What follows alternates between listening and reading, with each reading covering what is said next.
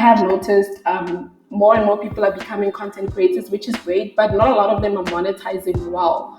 A lot of them do not know about monetization. They're not tapping into all the different platforms to monetize.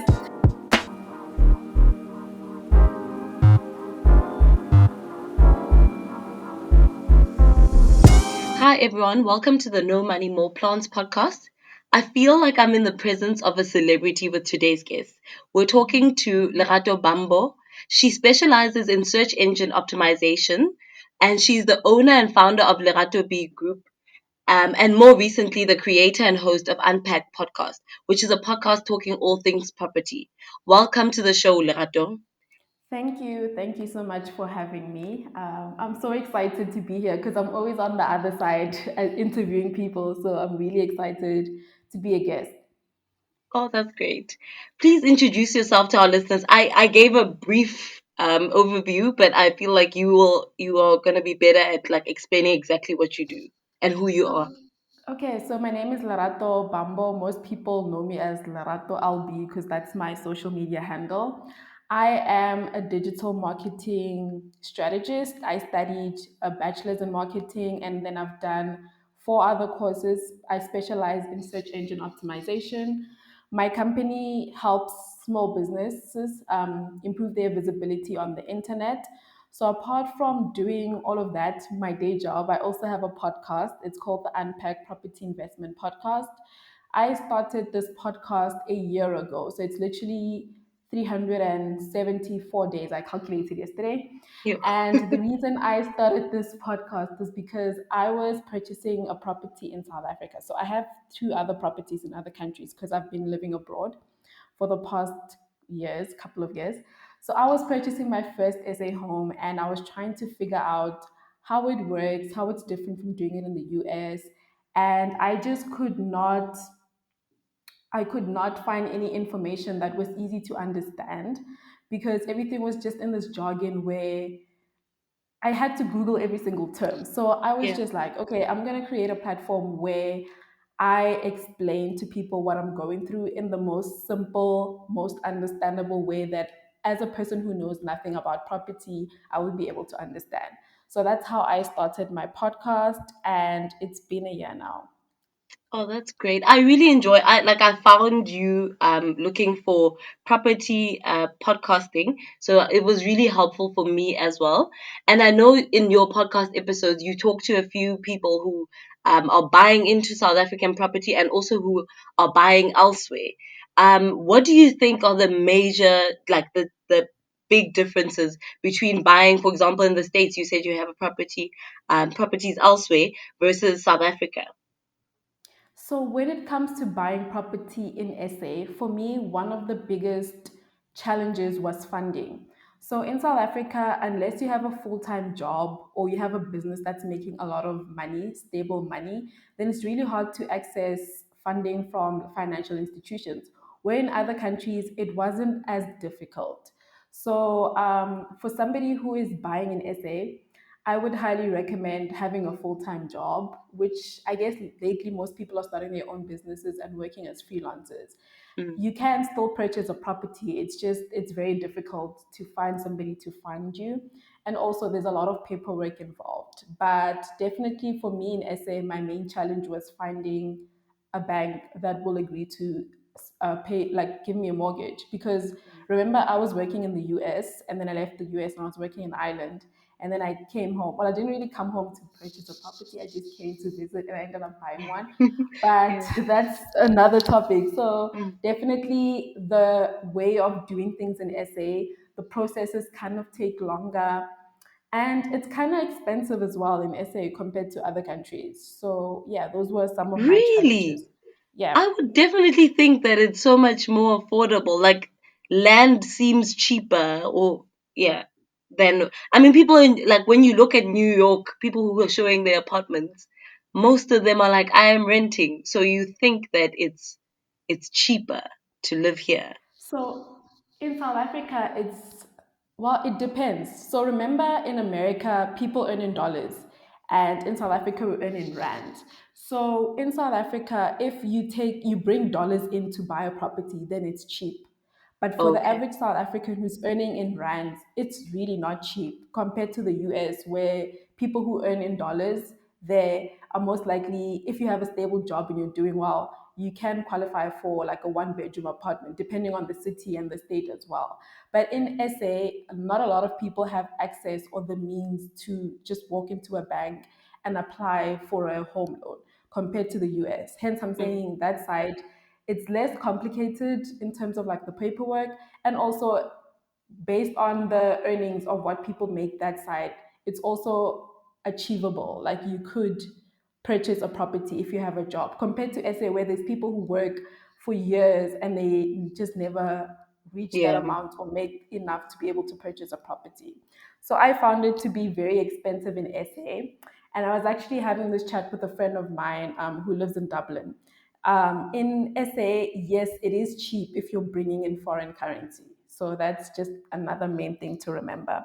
Mm. You say you help companies optimize their search engine, like how people look for them online.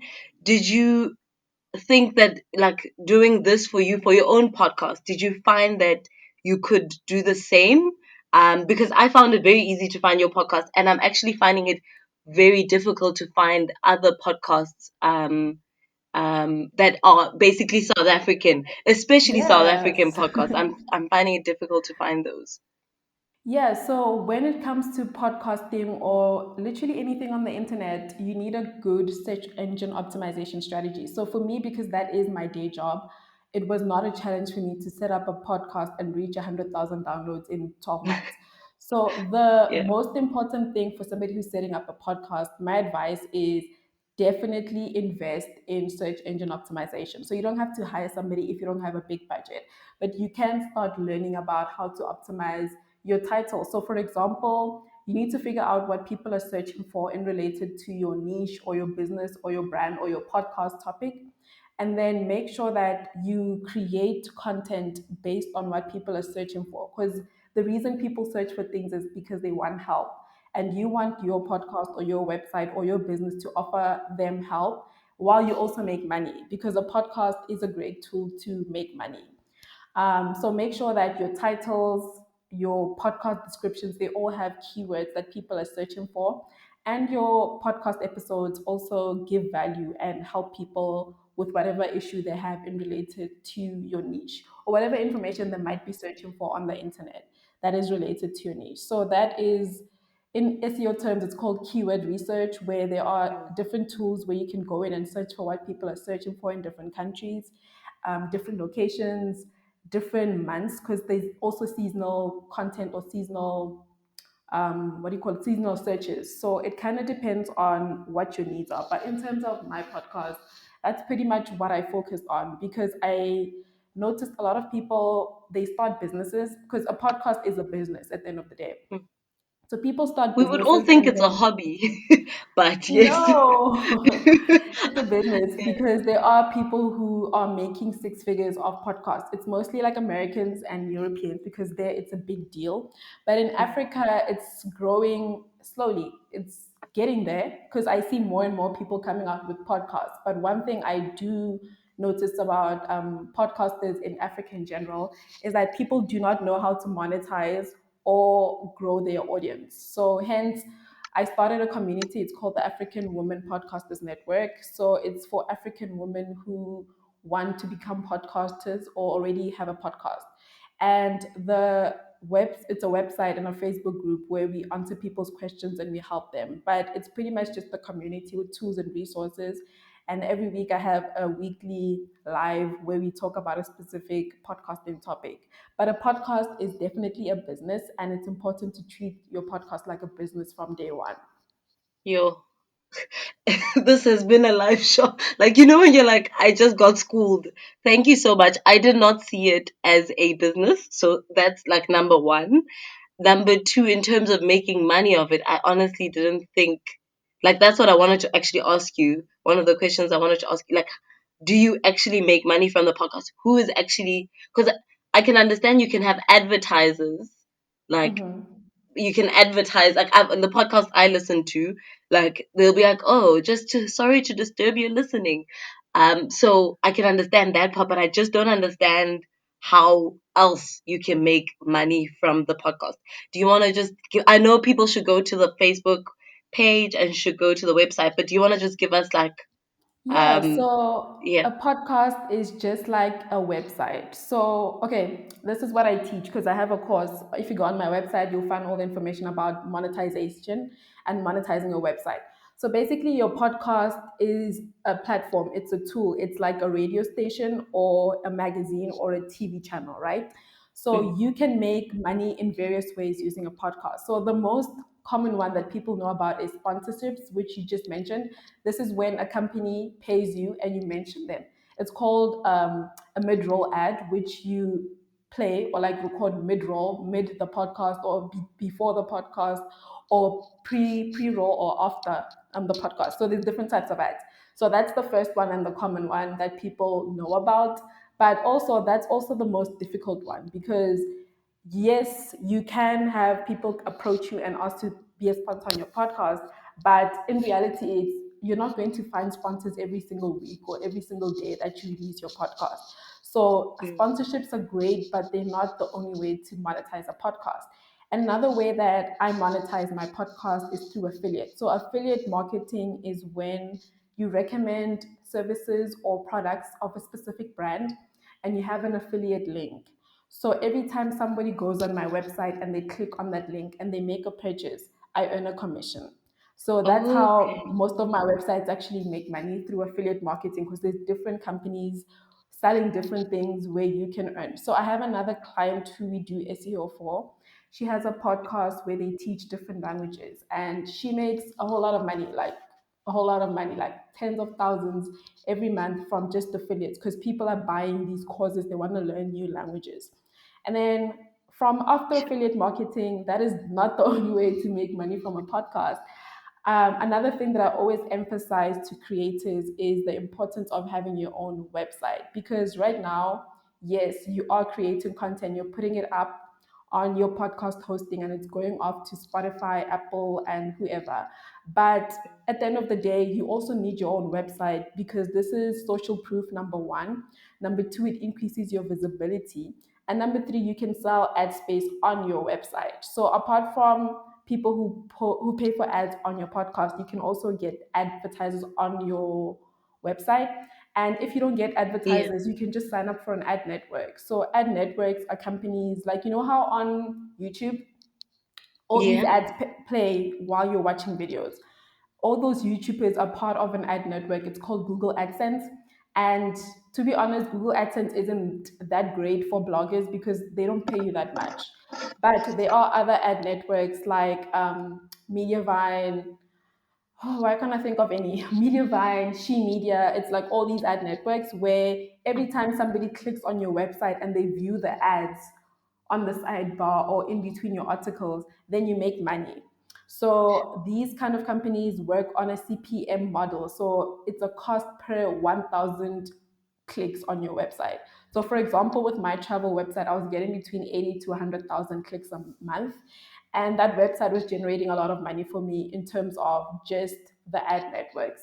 So I'll just rephrase affiliate marketing, ad networks, actual sponsorships, and sponsored posts were also like a very big part of my income. So sponsored posts are when a company approaches you and they're like, hey, we like your content. Can you please feature us on your website? So for me, it depends on the target market, but my rates start from 5,000 Rand for 200 words. And what?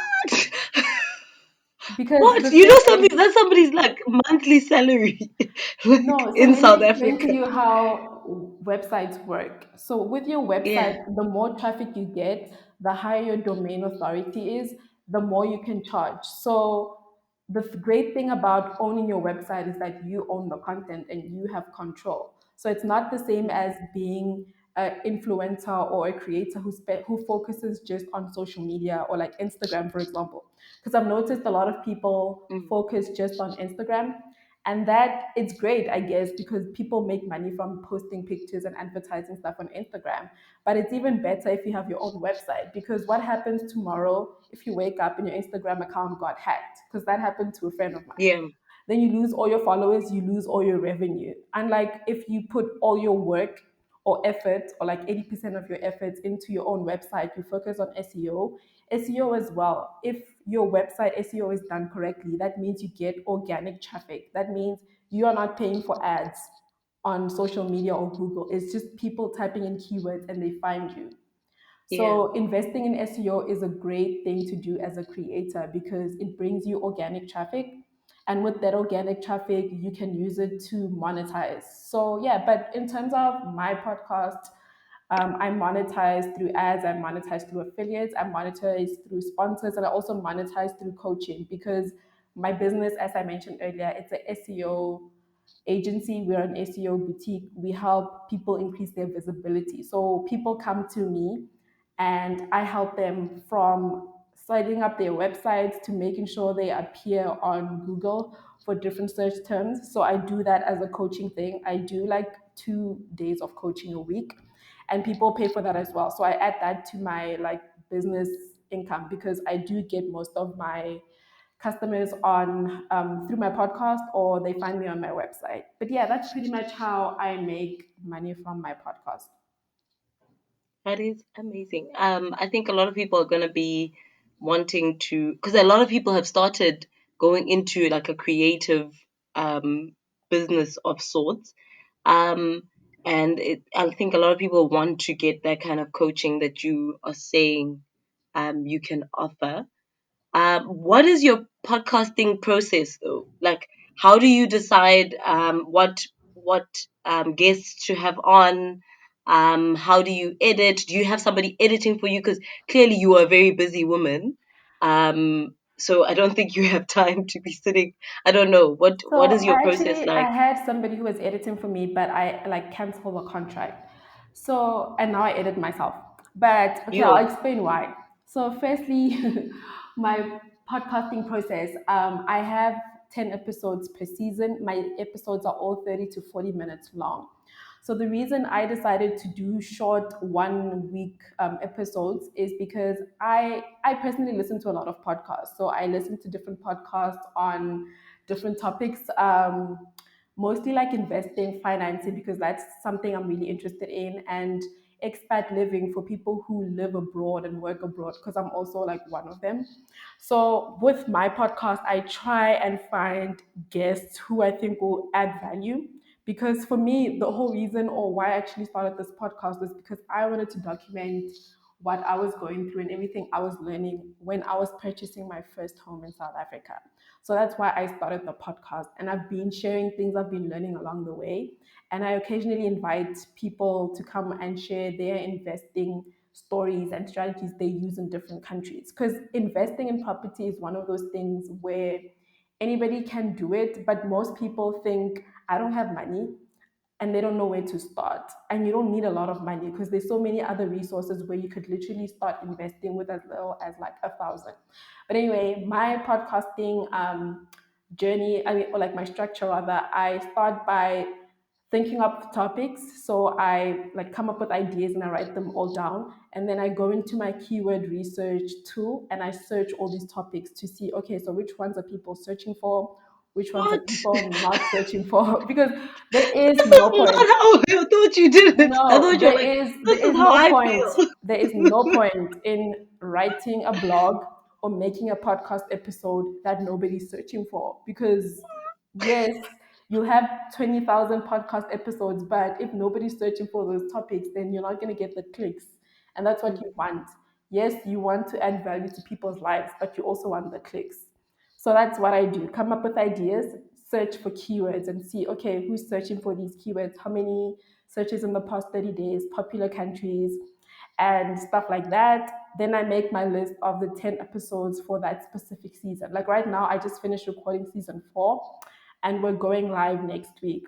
So I come up with the ideas, do the keyword research, find the guests, email them, DM them on Instagram, DM them on Twitter. Most people I've found actually on Twitter. and they either reply or they don't reply. Some usually say yes, some of them literally just blue tick you, which is Yeah. fine. And Yeah. then after that, we schedule dates for recordings, and then I record all my episodes, and then I start editing and I schedule the whole season. So that's how I do my podcast. This is a lot of discipline. Like yeah, I'm just impressed, you know. Yeah, I think it's very good.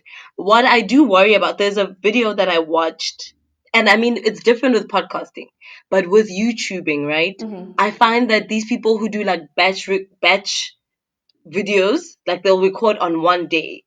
It just feels like there's a lack of not. I don't think it's the same for podcasting because you can't have the same conversation Yeah, with like 10 different people. But I find that like batch YouTube recording, I'm like, there's no soul. Like, and I think that's maybe the discipline you need. Well, like you need discipline to do the batch recordings, and maybe that's what I'm like lacking in thinking about like a batch recording. But yeah, I don't know. no. Have you found the same? Like when you watch something and the person has just changed like a t-shirt and like just done their hair up and done a different type of podcast or a different not a podcast like a Like an different type of episode. video. Yeah, so Yeah. for me, I feel like that's quite normal because my job is content. So like Mm. today, for example, I'm looking at my whiteboard and I have 8 different blogs that I have to write for different clients, right? So on average, I do like a whole lot of batch recording, Yo. writing every day. So for me, it's kind of like part of my schedule because I know like yesterday I did 6 new blogs, and then I did 4 different link building stuff for clients. So I have a strategy of how I do it and it works for me. But Yeah. yes, I do get what you're saying about like batch, especially for YouTube. um yeah, I've seen it, and I guess it works for some people and it doesn't work for others, but for me it works because I am able to like get that out of the way, schedule things, and then I know it's automatically going to like publish the episode, go off on my social media, the blog will Mm. publish automatically on that specific day. That way it's like one less thing for me to worry about, because remember, my podcast or my websites, rather my personal websites, are passion projects. So for me, I wasn't really looking to make money out of it because at first I didn't even know how to make money, like when I started in 2011. So yeah, but in terms of batch recording, for me that kind of works. But I do have other clients who like they record whenever they can, which is also another problem because as a business or as a podcaster, you have to be consistent because you can't just post this week and then disappear for 3 months and then post again. People will forget about you Yeah, because there's new that's true. podcasts coming up every single day. So you want to make sure that you are consistent because that is very important, especially in the beginning stages. So the first 12 months of your podcast, you need to be consistent. If people know that, okay, Lerato has a podcast episode coming out every Monday, then you better be publishing on Mondays because then people will forget about you. So yeah, I Mm. guess it kind of depends on the situation, but for me, And that on the kind of works. platform, yeah. Yeah, yeah, Mm. Do you like are most of your clients overseas clients, or yeah. do you have okay? Do you not find like I found I don't know, everyone is becoming a content creator. And I don't know, maybe it hit the other countries first, like, and now it's only coming to South Africa. But like, Hmm. even me, I'm like, I cringe when I think, oh, I have a passion project, which is a podcast. When I think, like, I can't stand the amount of creators we have, content creators we have as a country. It's a bit much. Do you find it, like, do you find that to be the same for you? Or, like, as someone who started a while back, especially? So for me, I don't really cringe at content create. I have noticed like lately there is a whole lot of people studying, which is good because people like in South Africa, the issue right now is there aren't that many jobs and people want to figure out how to make money online, which is great because in other countries, the US, for example, because that's where I spend most of my time abroad, a lot of people have been making money since like the early 2000s online. So Mm. in SA, it's only like starting now, which is great. But the thing about like content creators or content creating in general is it's not the same. So you, for example, you and I could both be making content about property, but it's not going to be the same because firstly, the content type or the content, what's the Like the proper word person, without is being it the rude? person or the? The person, or like the value of the content is not the same. So let's say right now a company, a bank for example, they hire both you and I to create content about home loans, right? And you are like this creative person who's going to create an amazing YouTube video that people are going to watch. And for me, I'm more of like a writer where I'm going to create content that's going to go on my website and people are going to find it. So we both bring value in different ways. And like with content creators, we're not the same, right? So for me, I always support other content creators because it's like, okay, do your own thing, get your bag. But I just know that we're not the same because I'm like, I have other strengths, they have other strengths. But, and also, content is really not the same. Like, I don't know how to put this in a nice way because I don't want people thinking I'm rude. No, no, It's no. really not the same. It's not the same because Yeah. what Lerato does and what another person does will never be the same. Mm. Despite like the other person having 200,000 followers and you having 2,000 followers, your content would probably be better because we have different creative processes, we have different way of doing things, we also have a different way of delivering things. So, but definitely, I have noticed more and more people are becoming content creators, which is great, but not a lot of them are monetizing well. A lot of them do not know about monetization. They're not tapping into all the different platforms to monetize, and they're not doing. Most of them are just focusing on Instagram. That's one thing I've noticed about Yeah. this day. And I literally do, like, I found that Instagram is, it's very consuming, but it doesn't give much. Like, except for I'm the barely reels. on. I'm barely on I like. Instagram. Oh, you barely on? Okay. No. I'm barely Okay, on. now. Social media has never been part of my strategy because for me it's like, okay, firstly, disclaimer, I used to work for like one of the big tech companies when I was in the US, right?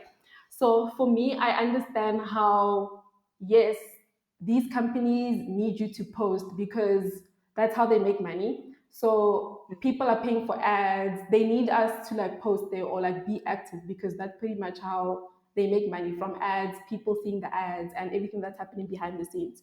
But as a creator, you need to own your own platforms. That's so important, and people get that wrong because if you're putting all your effort into one thing, it just doesn't make any sense, which is what I see going on with most creators in South Africa. So people, they are bloggers, but they don't have blogs. They are musicians, even musicians, like they are musicians. And yes, we see their music on Spotify and whatever. But like if you search for them on Google, there's literally nothing about the specific person. And there's so much more they could be doing to monetize. So people Yeah. don't think about that kind of stuff, like setting up merch, having digital downloads from their own platforms. Because when you own a platform, you pretty much have full control and you can do whatever you want. So I think people or creators rather need to be focusing on their own platforms because yes, it's great to make money off like posing for videos and pictures on Instagram, but like at the end of the day, that's not really Yeah. sustainable, in my opinion. No, I've heard a lot of like other podcasts out there in like the States or in the UK where they say like get yourself your own website, get a mailing list so that if anything goes wrong, you still have those same people. If anything Exactly. goes wrong on all these platforms, you still have the same people. Um yeah, so I agree completely with you what you say. Do you feel, because I'm like my husband and I are like anti school, even though we went to like university.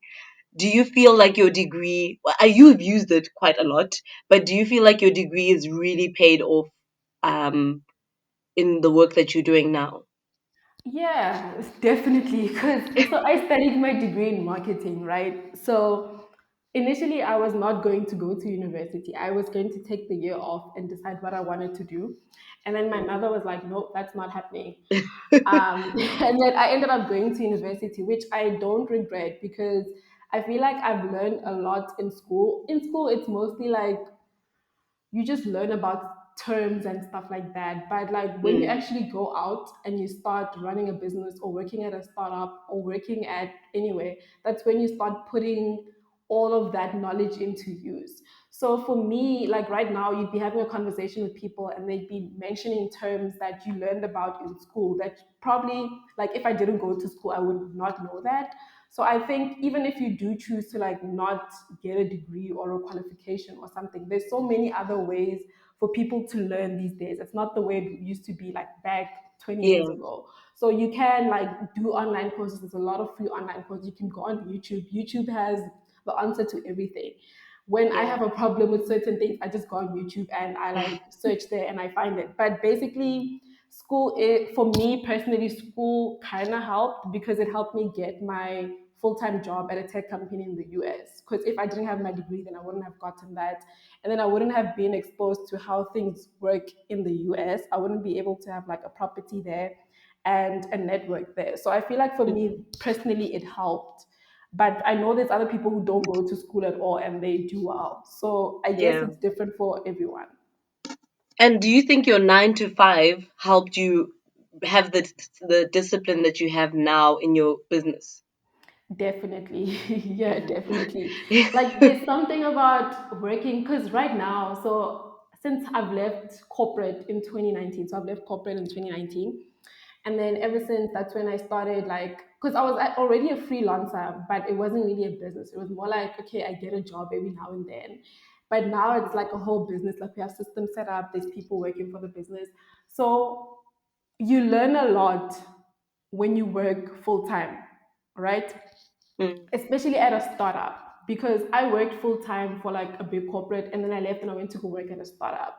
So a startup teaches you everything. Like when I joined that company, I was a marketing assistant, but I ended up doing more than marketing. I was doing designing logos, helping out with sales, yeah. helping to hire employees and fire employees. It was just crazy. I was like HR, marketing, all in one at a startup. So Everything. that kind of environment teaches you what you need to run a business. So I highly recommend joining a startup or starting your own startup and learning as you go because that's pretty much how things are these days. You kind of need some kind of experience because like yes you can start a business and go with the flow, but if you kind of like have an idea of how things work, that also helps. But yeah, I guess it depends on the situation, but it does really help. No, I agree completely. Thank you for coming on the show, but I have so many things that I would want to ask. But thank you for coming on the show. Besides your podcast, do you have any podcast recommendations? Yeah, so right now, my favorite podcasts are, so I listen to The Mindset Mentor. I love that podcast. It's by Rob Dahl, and he shares like motivational talks for business owners and people in general. Another podcast that I'm currently loving is The Property Magicians. So, The Property Magicians is by Dr. Miranda and Vangile. They are two South African ladies who focus on investing in property. It's kind of like a long podcast, so be aware of that. It's like an hour to two Yeah. hours long, but I really love that podcast. And another one that I really love is Lelo's podcast, so our Chica Travel podcast, because I love travel. And I was also featured on her podcast as well. I was talking about how to move to Bali. So yeah, definitely check out Nice. those podcasts. We will definitely check them out. I'll link them for everyone to be able to see. Please pimp yourself out. Where can people find you and your business? And if they want to get coaching or find, yeah, how they can improve their business SEO, where Okay. can they find you? So you can go to my website. It's leratob.com. On my website, I have free resources. It's articles and videos and podcasts for people who want to improve their SEO rankings. And then I also offer coaching, and we also offer content writing and website optimization services. Social media, I'm there, but I'm not really there. So the best way would be to Mm. just email me, and I always reply. Oh, that's great. Thank you so much, Lerato. I really appreciate having you on the podcast. And I think a lot, like, I've learned so much. Like, Thank you so much for the thank invite. you. Thank you for listening. If you found this podcast helpful, please remember to like and share it. See you in the next one.